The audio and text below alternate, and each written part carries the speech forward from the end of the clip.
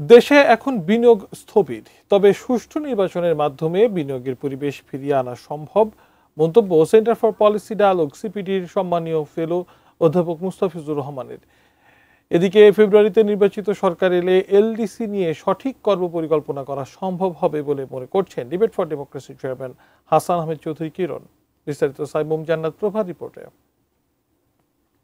বিশাল সংখ্যক বেকার জনগোষ্ঠীকে নিয়ে কি করেছেন তার কোনো পরিকল্পনা আজকে মাননীয় স্পিকার সরকার দল থেকে আসেনি।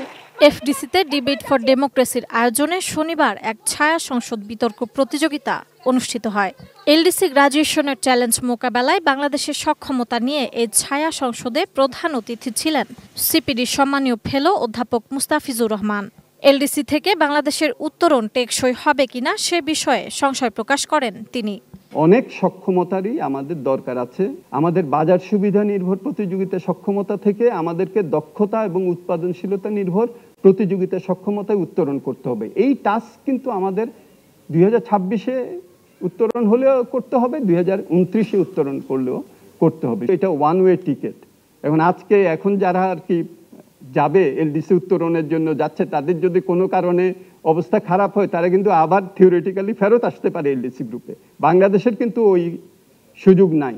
এলডিসি থেকে উত্তরণের সময়সীমা বৃদ্ধির জন্য সরকারকে চাপ তৈরি না করে এই চ্যালেঞ্জ মোকাবেলার উপায় ব্যবসায়ী সংগঠনগুলোকে বের করা উচিত বলে মন্তব্য করেন ডিবেট ফর ডেমোক্রেসির চেয়ারম্যান হাসান আহমেদ চৌধুরী কিরণ।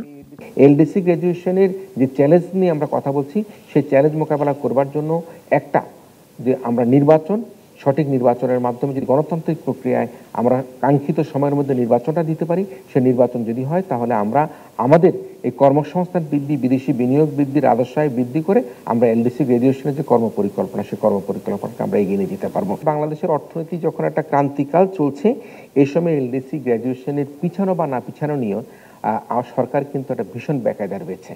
কারণ এই বেকায়দার কারণটা হচ্ছে গিয়ে এটাকে উত্তরণ করবে কি করবে না, এবং ব্যবসায়ীরা বলছে করবে না, সরকার বলছে করবেন। এই যে দ্বিমুখী একটা অবস্থান তৈরি হয়েছে, এই অবস্থানটা কিন্তু আমাদের জন্য কোনোভাবেই একটা মঙ্গলকর নয়। ছায়া সংসদ বিতর্ক প্রতিযোগিতায় সরকারি দল প্রাইম ইউনিভার্সিটি ঢাকাকে পরাজিত করে বিজয়ী হয় বিরোধী দল কুমিল্লা ভিক্টোরিয়া কলেজ। সাইমুম জান্নাত প্রভা, এটিএন নিউজ, ঢাকা।